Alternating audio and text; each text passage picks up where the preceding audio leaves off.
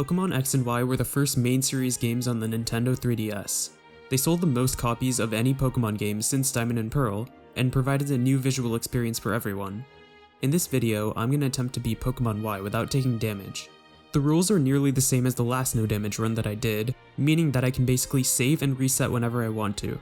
One important change I'm making involves capturing Pokémon. In this run, I'm allowing myself to damage Pokémon before I catch them, as long as they get sent to the box because they are automatically healed that way. I'll try my best to not take damage in controllable scenarios, such as trainer battles which don't involve completely random outcomes. In addition, I'll try to keep my total resets to under 10. With all that said, it's time to begin the run. I'm awoken by a pretty aggressive Fletchling and I'm told to change out of my pajamas. Not the greatest morning. I start my adventure by entering the greatest route of all time. 5 seconds later, and I'm in Aquacord Town. My nickname for the game will be Big W, since that's exactly what I want to achieve this run. Now it's time to pick my starter. I need this Pokemon to outspeed the starter it's stronger against, so my choices are only Froakie and Fennekin. Froakie has the possibility of speed tying with Fennekin, but Fennekin will always outspeed Chespin. For this reason, I choose Fennekin. I nickname it Firepaw, and it's immediately time for my first rival battle against Shauna. Fennekin starts out with Ember, so I just needed to get 2 hits in to KO Chespin. Unlike the first How battle in Sun and Moon, Shauna does not always press an attacking move. This means it should take a significantly shorter amount of time to win. I'm assuming that the chance she clicks any of her 3 moves is the same, so I should win about once every 3 tries. After resetting just once, Chespin uses Growl, and I win the battle. I enter Route 2, and it's time to level up Fennekin. Currently, I can only KO Caterpies and Scatterbugs, which combined only show up 31% of the time. It's really easy to gain experience in X and Y, since trainers give boosted experience compared to wild Pokemon, something not present in Generations 7 and 8. Also, unlike in Generations 5 and 7, a Pokemon will gain the same amount of experience regardless of the level difference between it and the target. This also explains why the champion has the highest level main story Pokemon in any main series game, a level 68 Gardevoir. EV training this generation is a lot more active than it was in Sun and Moon, and is going to be vital to the success of this run.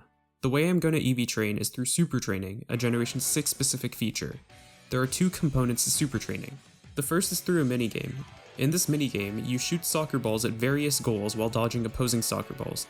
If you get enough points, you pop a Pokemon balloon and gain either 4, 8, or 12 EVs in a certain stat.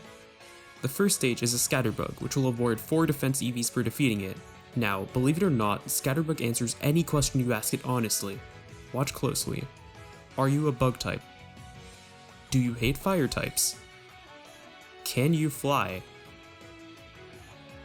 See? It never lies. Anyways, once you beat the tutorial levels, you unlock the level 1 stages, which all award 4 points in their respective stats. Once you beat all level 1 stages at least once each, you unlock the level 2 ones, awarding 8 points each.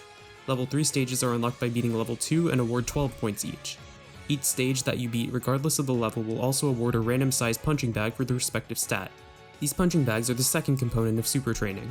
By tapping a screen a bunch of times, you can gain 1, 4, or 12 EVs, depending on the size of the bag. By using Super Training, you can max out a Pokemon's EVs within an hour.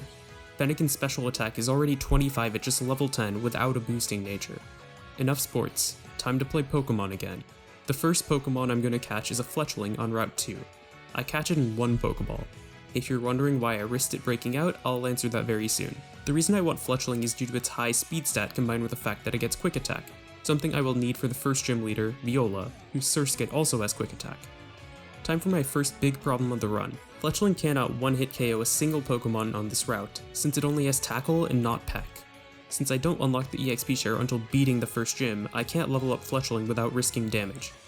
Remember how I just threw a Pokeball at Fletchling without covering for the possibility that it could break out? Well, in Pokemon X and Y, every Pokemon on Route 2 has a 100% catch rate. This means that I can level up Fletchling by keeping it at the front of the party and throwing Pokeballs at every single wild encounter. After Super Training again, I level Fletchling up to a point where it can actually KO other Pokemon. Time to explain another useful feature introduced in these games. Remember Pokemon Refresh from Generation 7? Pokemon ME is basically the same thing with a few differences. Instead of Pokebeans, you feature Pokemon Pokepuffs.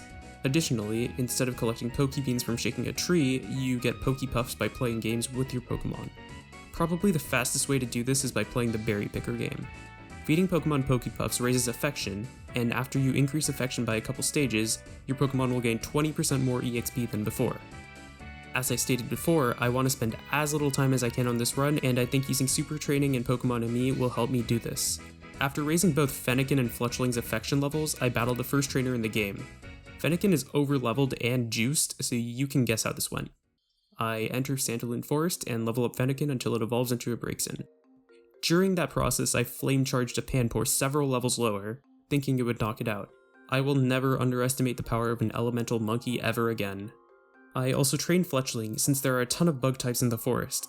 Eventually, it reaches level 17 where it evolves into Fletchinder. But not yet. If I evolve Fletchling into Fletchinder now, then I'll have to trade it up to level 24 to KO Viola's Surskit with Quick Attack. However, if I keep it as a Fletchling, then I only need it to be level 22. Fletchinder has 20 more base attack, so why is this? The reason is that Fletchling loses the normal type when it evolves, so while Fletchling gets a 1.5 times stab boost from Quick Attack, Fletchinder does not, because it's fire type. After exiting Sandalwood Forest, I reached Sandalwood City, and after obtaining the roller skates which cause you to lose the ability to run for some reason, I enter Route 22. I'm gonna finish training Fletchling here, due to the higher levels of the wild mons on this route, along with the 5 trainers I haven't battled yet. While grinding, I run into a wild Riolu and make a crazy sequence of mistakes. First, I attacked using Peck, even though it had Quick Attack. Second, I tried to catch it, even though you're literally gifted a Lucario with outstanding IVs later in the game.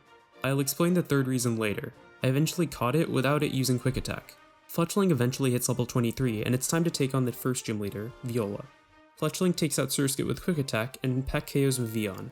The creatively named Bug Badge is mine. Something I find interesting about the gyms in these games is the way you get sent back to the entrance. In this gym, it's a painting that acts as a door. Viola's sister Alexa gives me the EXP share, which is really useful for grinding. X and Y are the first games in which the EXP share affects all Pokemon and not just the one you give it to. There's no point in not evolving Fletchling anymore, so I finally have a Fletchinder. I reach the largest city in Kalos, Lumiose City. Given that it's at least 4 times larger than any other city in Kalos, there is a lot to do here. The restaurants are particularly interesting, especially their names. We've got Restaurant Le Na, Restaurant Le Yeah, Restaurant Le Wow, and Applebee's. I get to Professor Sycamore's lab, where I have to battle him. All 3 starters are only level 10, so 3 attacks later, I win. When picking the starter, I can't help but notice that these stances remind me of something, and I don't think I like it.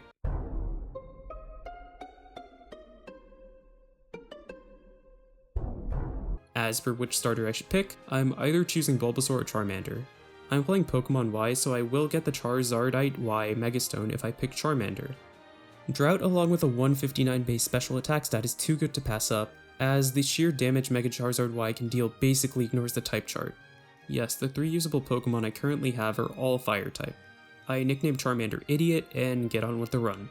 I super train it in special attack and speed and head to a cafe where I meet Diantha and Lysander for the first time. Some of Lysander's lines are pretty problematic. Not the first time this is going to happen. I deposit the Spoopbuzz and add a Bunnelby that I caught on Route 2 to the party. Why? I need another quick attack Pokemon for an upcoming battle. On the way to the route where that occurs, I meet Karina and her Lucario for the first time. After evolving Bunnelby into Dickersby and leveling it to 25, I take on the battle I was just talking about. The reason I need 2 quick attack Pokemon is because these twins have a Plusle and a Minun, 2 Pokemon which also have quick attack. I reach Camphor Town, where I receive a targeted ad for Lysander Labs on my Holocaster. There's basically nothing to do in this town except for some mandatory story events, so I head to Route 7, where a Snorlax is blocking the path. Never seen that before. Well, time to go to Parfum Palace, where you can watch me fail at the Furfurrow puzzle. I had no idea what to do for a good amount of this, but still was too stubborn to look at a walkthrough on YouTube. My mistake.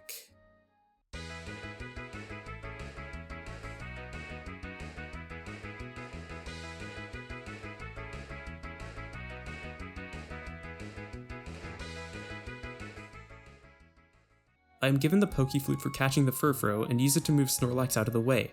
While continuing onwards to Route 7, Fletchinder hits level 35 and evolves into Talonflame. I'm about to face a double battle against Trevor and Tierno, who have a Pikachu, Flabebe, and Corphish. The Pikachu has Quick Attack, and since there are no priority spread moves nor obtainable ghost types with spread moves at this point in the game, I'm just going to have to get lucky. To increase my chances of winning and possibly scouting what each opponent wants to do, I'm going to teach my Talonflame Protect. I Protect on the first turn, and I see that Pikachu uses Thundershock into my slot, while Corphish attacks into Serena's slot. Since Corphish also has a chance to click Swords Dance and seems to like attacking into Serena's slot, Talonflame KOs the Pikachu with Quick Attack. Trevor sends out Flabebe. I feel that Flabebe is more likely to deal damage to me than Corphish, since Trevor has literally only targeted me this fight, so I knock it out. Corphish attacks Fletchling, so I escape this battle without having to reset. I get through Zubat Roost and reach Amber Town, which I immediately leave to go to Route 9. I'm allowed to ride Rhyhorn backwards at the edge of a cliff. Perfectly safe. Inside Glittering Cave, I get my first taste of Team Flare this run. The first 2 grunts go down pretty easily, but the next battle is another double battle with Serena. The Team Flare grunts send out Krogunk and Scraggy. I protect to see which one I need to KO first. Since the Krogunk attacked my slot, I KO it first. The Scraggy attacks into the Esper slot for the second time in a row, so Talonflame KOs it with Peck the following turn. I honestly don't know how the AI works in these double battle situations early in the game, but so far it looks like each opposing trainer has a designated slot they like to attack into. I choose the Jaw Fossil because I think Tyrunt and Tyrantrum will be more useful in terms of type coverage. They also hit a lot harder than Amora and Aurorus. After restoring Tyrunt, I deposit Diggersby for the rest of the run because that mon is not good without huge power. I super train the Tyrunt in attack and speed and head to Route 8 to level it up. This is possibly the worst place to train, and I would never recommend this to anyone if you want to try this run. First, there are Drifloons which you can't KO with contact moves because of Aftermath. Next, there are Absols with Feint, which has a higher priority bracket than Quick Attack. It also has Quick Attack for good measure. There are Mienfus with Fake Out. There are also Spoink, which have Thick Fat. I did not know this about Spoink, so when I battled one for the first time, Braixen's Ember did not KO and I took damage. Because I am the opposite of careful, I proceed to take damage in the same exact way. Braixen eventually evolves into Delphox, and I head over to Sillage City. The Sillage City Mart has Net Balls, Nest Balls, and Dusk Balls, all of which will be useful during this run. After purchasing a handful of those, I head back to Parfum Palace and enter the grass portion of Route 6. I think you know what's about to happen, and before you click off the video, I promise I will only use this Pokemon in one trainer battle the entire run. I did say I'm trying to do this run quickly, and stalling with Shedinja is just gonna slow me down. Anyways, I throw a Net Ball which has a boosted catch rate when capturing water types and bug types. Even at full HP, this ball has a 100% chance of capturing Nincada. I train Nincada up to level 20 with an open slot in my party and get both Ninjask and Shedinja. For those who don't know, Shedinja's ability is Wonder Guard. Wonder Guard blocks all attacking moves that aren't super effective. This makes Shedinja incredibly useful for these types of runs, and also incredibly boring, which is one of the reasons that I'm only going to use it in one trainer battle. The primary reason I captured Shedinja was so that I could guarantee a capture of an important mon on Route 8, Mienfoo. I need a Fake Out Pokemon this run, and a fighting type is going to be useful for the upcoming battle against the rock type gym leader, Grant. None of Mienfoo's attacks can touch Shedinja, so it is safe to just sit.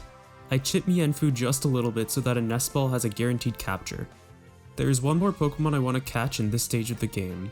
Some trainers in the gym have multiple Pokemon with Sturdy, meaning that a Fake Out and additional attack from Mienfoo won't be enough.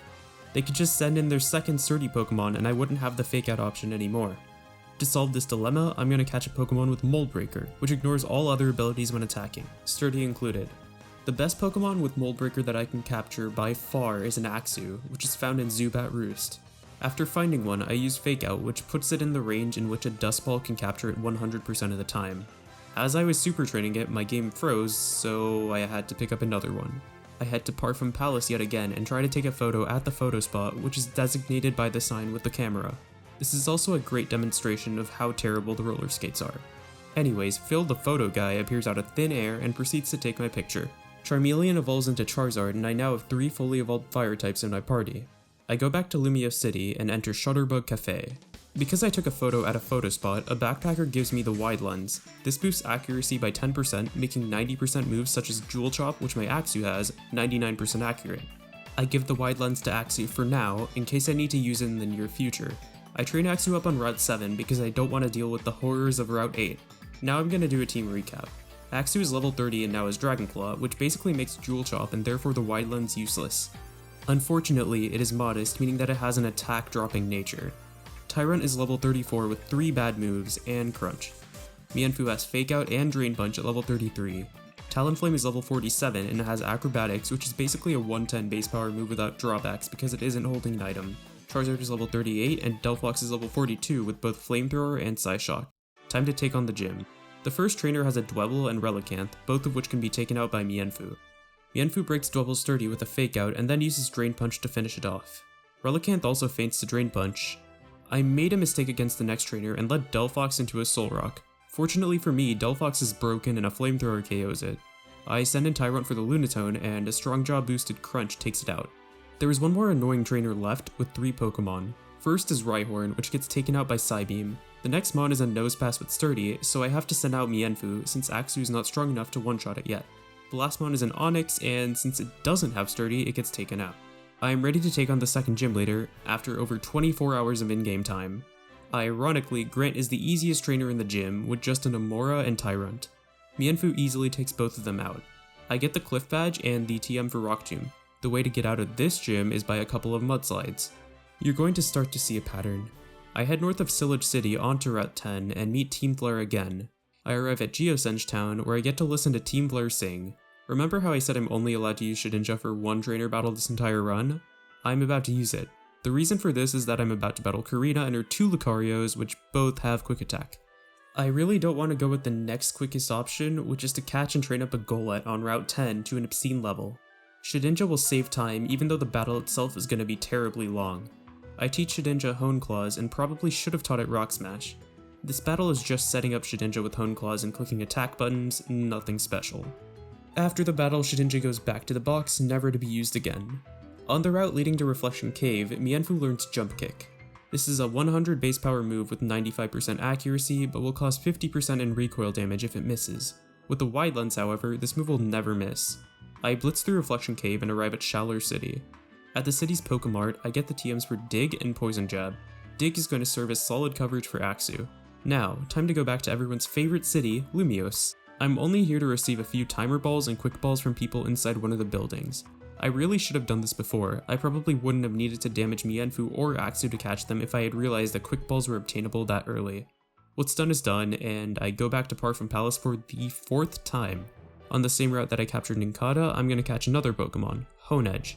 I use a quick ball that I obtained from Lumiose to guarantee a capture. I honestly did not know what Steely Dan was when I nicknamed Honedge, it was just the first thing that popped into my head. If you haven't noticed, that's how most of the nicknames work. Anyways, I'm gonna have to kick a team member out to add Honedge. That team member is Mr. Finch. Enjoy retirement.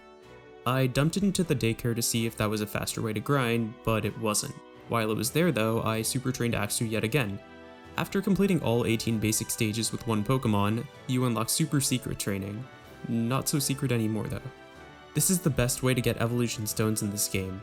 When you beat Venusaur for example, you have a chance of winning a Leaf Stone as a reward. The 6th stage is against an Aegislash, and this is the way to get a Dust Stone, which is the item that evolves the Blade into Aegislash. With that over, I get the Dust Stone and start grinding my other Pokemon. Tyrant evolves into Tyrantrum at level 39, while Axew evolves into Fracture at level 38. I train up Honedge in Reflection Cave, usually against the Wobbuffets due to the high amount of EXP they award. The way I beat them is by clicking Swords Dance several times until they don't use Destiny Bond, and only then using an attacking move to one-hit KO it. At level 35, Honedge evolves into Deblade. Even though I can evolve it again right now, I want to wait until level 45. At level 45, Deblade learns the move Iron Head, something Aegislash doesn't get until level 1, along with several other moves. After it learns Iron Head, I use the Dust Stone on Deblade, finally obtaining an Aegislash. Even though it only has 60 base speed, it's at a pretty high level and has maxed out speed EVs. The setup portion of the run is basically over. 33 hours in and I still only have 2 gym badges. I get back to Shallor City and head to the Tower of Mastery. In the Tower of Mastery, I'm gonna have to battle Serena for the first time this run, to see who gets the Mega Ring. Serena leads off with a Meowstic possessing Fake Out, so I have to send out Aegislash. Meowstic goes down to Shadow Sneak. The Absol has 2 priority moves, but both are normal type, so Aegislash safely KOs it with Iron Head. Aegislash's speed is high enough to outpace Frogadier, which also has Quick Attack, so one return takes it out. This battle probably won't go as smoothly once your starter gets Water Shuriken. Wow, they made a gym where roller skates are required. Before facing Karina, I switch Aegislash to the front of the party since she leads a Mienfoo with Fake Out. Mienfoo clicks Fake Out anyways and faints in return.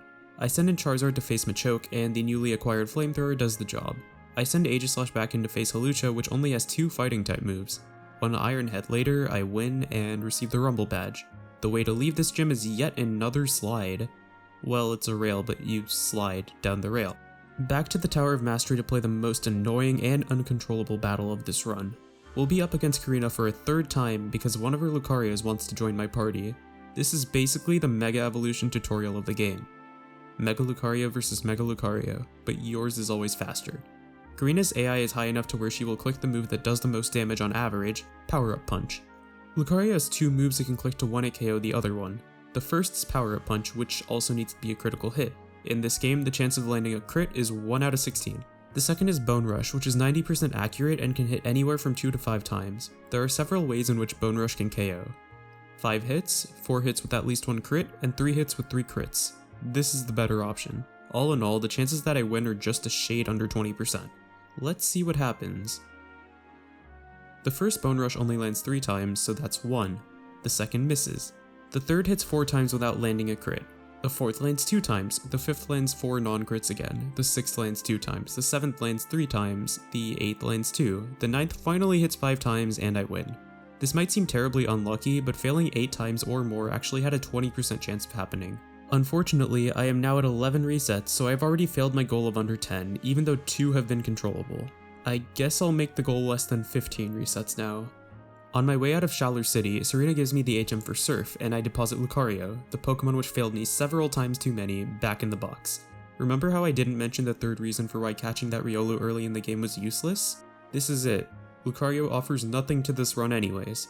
As of now, Tyrantrum is also on leave. On Route 12, I receive my free Lapras and nickname it Surf, because that's literally why the game placed it there. As I enter Comarine City, Serena uses the Holocaster to challenge me to a battle in front of the gym. Sycamore gives me the HM for Fly, another 95% accurate move. Time to battle Serena. Literally nothing changes from the battle in the Tower of Mastery. Aegislash makes quick work of all 3 of her Pokemon. Mienfoo learns High Jump Kick, which will be 99% accurate when holding a wide lens, potentially useful if I run into something really bulky. Mienfoo also evolves into Mienshao. Ramos is really easy, as no member of his team has a priority move. This means Delphox can KO all 3 of his Pokemon, which are Jumpluff, Go-Goat, and Weepinbell, with Flamethrower. The plant badge is mine. Yet another slide, this time a traditional one though. I teach Charizard Fly, forgetting Wing Attack in the process. In the Comarine City Hotel, I grab a fantastic item, the Lucky Egg. All the little things are starting to add up. All my Pokemon have had their experience boosted by 1.2 times because of Pokemon on me, and giving a Pokemon a Lucky Egg boosts it by an additional 1.5 times. If I lead a Pokemon holding a Lucky Egg, it's gaining 1.8 times the experience it normally would have. There's a problem with the Kalos power plant, and I, W, have to fix it. Team Flare again. I eliminate every Team Flare members except for 2, a nameless admin and a Team Flare scientist. Yes, that is confusing, I thought those people were admins as well until looking at the Bulbapedia page. The nameless admin's Houndoom goes down to return. Aliano, the scientist, has a Mightyeno without Sucker Punch. Delphox takes it out. After leaving the power plant, I meet this really tall guy.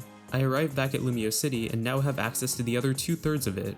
First thing I do is hit the gym, which is inside a Prism Tower. Clement leads an Emolga with Quick Attack, and I lead Charizard? Why not Aegislash? The answer is I don't want to deal with the chance of being paralyzed by static. Clement has the highest AI level, so he clicks super effective moves when he has them. This means that he'll use an electric move when staring down Charizard instead of Quick Attack. Sure enough, he doesn't use Quick Attack, and Charizard takes out Emolga. Clement's next Pokemon is Magneton, with Sturdy. Mienshao takes it out with a Fake Out into a 100% accurate Jump Kick, thanks to the wide lens. I send out Aegislash to fight his last Pokemon, Heliolisk, and KO it with Return. The way to get out of this gym is, you guessed it, an elevator. I get the Voltage Badge and head over to Lysander's Cafe. He rambles on for a while, and then I head out to Route 14 to battle Serena one more time. I accidentally lead Charizard into Meowstic, but since her AI is high enough, she is guaranteed to click Fake Out. This means Aegislash can freely switch in. Shadow Sneak KOs Meowstic, and Ironhead KOs Absol. The next Pokemon is Greninja. The problem with this is that Greninja now has both Quick Attack and Water Shuriken. If I keep Aegislash in like I usually do, even if it's fast enough to outpace Greninja, it'll be hit by a Water Shuriken. All my Pokemon are either affected by Water Shuriken or Quick Attack, so what can I do? That Gift Lapras that has been sitting in my party doing nothing for 2 gyms seems promising. Its ability is Water Absorb. I think you know what's about to happen. I switch between Lapras and Aegislash for about 40 turns. Water Shuriken had 20 power points, so that's how many pairs of switches it took. Once Aegislash is safe, I click Return to KO the Greninja. Laver City is up, and after healing, I immediately challenge the gym. After beating one of the gym trainers, Fracture evolves into Haxorus. Valerie has 3 Pokemon that all lose to Aegislash. She leads off with Mawile, but it does not have Intimidate or Sucker Punch, so there's nothing to worry about. Mawile, Mr. Mime, and the Sylveon go down to Ironhead. The badge is aptly called the Fairy Badge. I'm also given the TM for Dazzling Gleam and attempt to teach it to Delphox. Unfortunately, it doesn't learn it. Turns out, it only gets it starting in Omega Ruby and Alpha Sapphire. This takes away a pretty good coverage option, but it's not really a big deal. I get back to the entrance by using a warp panel. Since I finished the gym, I can enter the Pokeball factory where everyone's favorite team lies in wait. After getting through the grunts, 2 scientists and an admin remain. The admin sends out a Scraggy, which goes down to return, and then a Houndoom, which goes down the same way. Next up is a double battle against the scientists, Celosia and Byrony, while teaming up with Serena, unfortunately. They have a Liepard and Manectric. I attack Liepard expecting Meowstic to possibly click Fake Out into the Manectric, but it doesn't. Fortunately, Team Flare AIs are utter garbage and can pick random moves, so the Manectric clicks Odor Sleuth. That same garbage AI makes this battle harder to get through without taking damage though, since there's almost nothing you can control. The President gives me a Master Ball and a Big Nugget. After arriving in Dendemil Town, I head north to Frost Cavern, where I have to battle Team Flare again to rescue an Abomasnow. The 4th scientist, Mabel, sends out a Houndoom, which goes down to return. I finally decide to teach Haxorus Dig and then fly out to Camphor Town. In one of the houses, a punk girl gives me the TM for Thief, which I promptly teach the Delphox. Next, I go to Ambret Town and fish at the beach connecting it and Sillage City. The Pokemon I can find here by fishing is a Love Disc, which has a chance of holding a Heart Scale. I use Thief to take potential Heart Scales, and after I obtain 3, I fly back to Dendemil. There's a move tutor here where you can trade in Heart Scales to learn any move present in a Pokemon's level up moveset. Aegislash learns Sacred Sword, and Charizard learns Heat Wave. I ride a Mamoswine to Anastar City, where another battle against Serena awaits. This time, however, her Greninja has Dark Pulse in addition to Water Shuriken and Quick Attack. This means I can't use the same switching between Lapras and Aegislash strategy I used last time. The answer lies to the right of Ambret Town on the Rhyhorn route, Route 9. I want to find a Helioptile with the ability Dry Skin, which is basically like Water Absorb but with the added effects of taking more damage from fire moves, healing HP in Rain, and losing HP in Sun. This means I have to be careful when using Mega Charizard Y. Heliolisk is pretty fast and hits hard, so I shouldn't have to do much leveling. I catch one with the Quick Ball. Once I get Heliolisk to level 43 and teach it the move Thunderbolt, I'm ready to battle Serena. Aegislash takes out Meowstic with Shadow Sneak and Flareon with Return. I send in Heliolisk to face Greninja. It uses Water Shuriken for some reason, doing nothing because of Dry Skin, and Heliolisk KOs it with Thunderbolt. Absol still doesn't have Sucker Punch and goes down to Sacred Sword. It should have it in the next battle though, since it learns it at level 50. The Anastar gym was ridiculously easy. Every single Pokemon in that gym except for one fainted to Shadow Sneak. The gym leader, Olympia, was no exception as her Sigilif, Meowstic, and Slowking all fell to a single Shadow Sneak. Aegislash is a monster. In this gym, Olympia herself warps you back to the entrance. Lysander announces that he is going to kill everyone except for Team Flare. I head back to Lysander's cafe in Lumiose to stop him. Upon entry, Lysander greets us with a battle. Other than Fake Out, his team possesses no priority moves. He sends out a Mienfoo as I send out Aegislash. Aegislash KOs it with Return and takes out Pyroar with Sacred Sword. Heliolisk KOs both Gyarados and Murkrow with Thunderbolt. Aliana is next up. Aegislash KOs Mightyena and Delphox KOs Drotagon with Psychic. Celosia and Byrony are next, but as 2 separate consecutive single battles. I lead Charizard into Celosia's Manectric because I don't want Aegislash to get paralyzed. Mega Charizard Y's Sun-boosted Flamethrower takes out both Manectric and Drapion. Although I'm forced to lead Charizard into Byrony's Liepard with Fake Out, I can just switch out to Aegislash to take nothing. Aegislash KOs both Liepard and Bisharp, neither of which have Sucker Punch, with Sacred Sword. The last scientist I have to battle here is Mabel. Houndoom falls to Sacred Sword. Her Weavile has Ice Shard, but won't use it because it also has a super effective Night Slash. Aegislash safely gets off an Iron Head and KOs it. Before continuing onwards, I'm going to take the White Lens from Mienshao and give it to Charizard to make Fly 100% accurate and Heat Wave 99% accurate.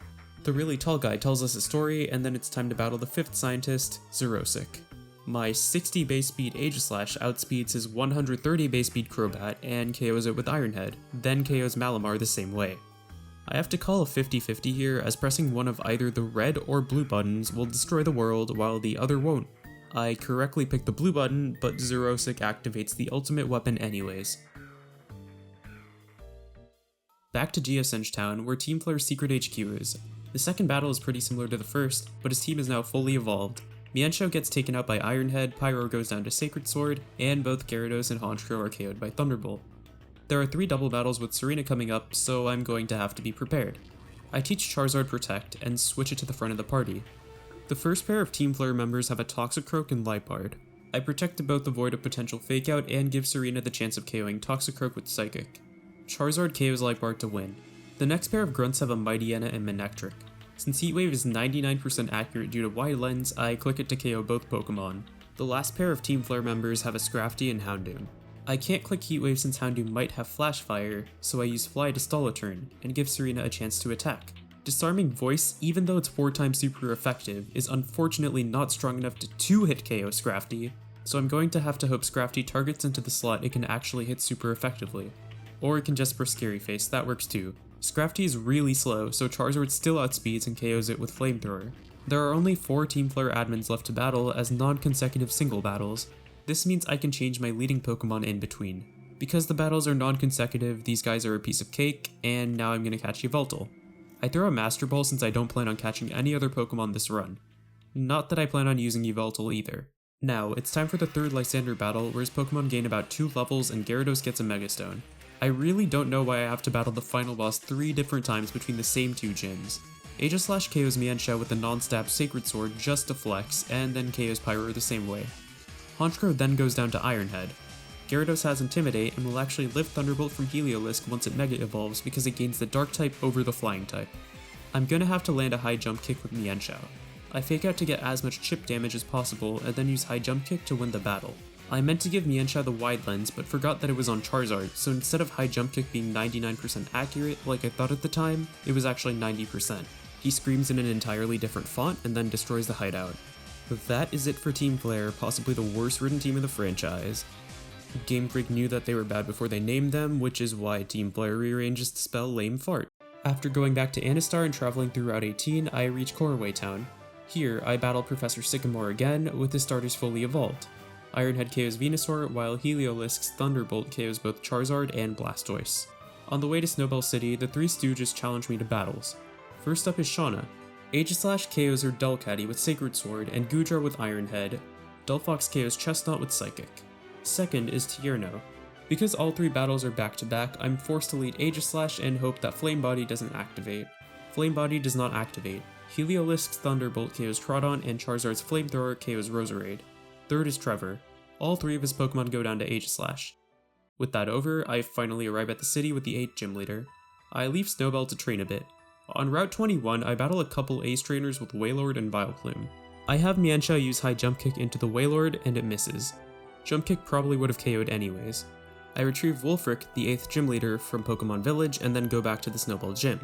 Wulfric has an Abomasnow with Snow Warning, so I'm forced to lead Charizard since it's the only mon on my team that can actually reset the weather. Charizard Mega Evolves to remove the Hail and set Sun, and then takes out Abomasnow with Flamethrower. Abomasnow had Ice Shard, but since Wulfric's AI is maxed, it used the move that did the most damage, Ice Beam. Charizard takes out Cryogonal and Avalugg with Flamethrower. Hey look, another slide. Victory Road awaits. On my way to the Elite Four, I have to battle Serena one final time. When I looked at her team, the first thing I noticed was that Absol didn't have Sucker Punch, even though it learns it at level 50. Greninja also doesn't have Quick Attack anymore in favor of Ice Beam. I guess Game Freak just wanted to make my life easier. Aegislash takes out Meowstic with Shadow Sneak and Flareon with Return. It was here I realized I made a major error. Heliolisk was underleveled and not guaranteed to outspeed Greninja. My best chance to win is to send out Haxorus, which basically has done nothing this entire run. Greninja has no chance of using Water Shuriken, since Haxorus resists it. This paves the way for Outrage to annihilate it, along with the subsequent Altaria. I have to send Aegislash back out to face Absol due to Quick Attack, but win the battle one Sacred Sword later. Before I take on the Elite Four, I'm gonna need to do some final preparations. I fly back to Corway Town and head north onto Route 18 to find Terminus Cave. Here, I pick up the TM for Shadow Ball. South of Route 22, there's a place called the Chamber of Emptiness where I pick up the Spooky Plate. I give Aegislash the Spooky Plate and also teach it Shadow Ball. Around that same area, I solve a boulder puzzle to obtain the TM for Earthquake. Back to Lumio City. In one of the buildings, a woman gives me the Expert Belt, which makes super effective hits hit 20% harder. I teach Haxorus Earthquake since it's just better than Dig in almost every way. Here's something that might seem really confusing. North of Route 21, there's a house with a tutor of the strongest Dragon-type move in the game, Draco Meteor. I have Haxorus learn this special move, forgetting Taunt in the process. Haxorus, with its 147 base attack stat and 60 base special attack. I step in a giant puddle and then enter the castle. In this game, I can battle the Elite Four in any order I want to. Let's do one final team recap. Idiot the Charizard is level 74 and holding the Charizardite Y. Its main purpose is to deal heavy neutral damage with a Flamethrower. It's also supposedly the HM Mule. Steely Dan the Aegislash is level 86 and holding a Spooky Plate. It doesn't have Return anymore in favor of Shadow Ball. Pure skill the Haxorus is level 80 with 3 dragon moves and Earthquake. If any mon is gonna make or break this run, it's this one. If you haven't noticed, Haxorus and Aegislash both have 3 physical attacks with an attack dropping nature.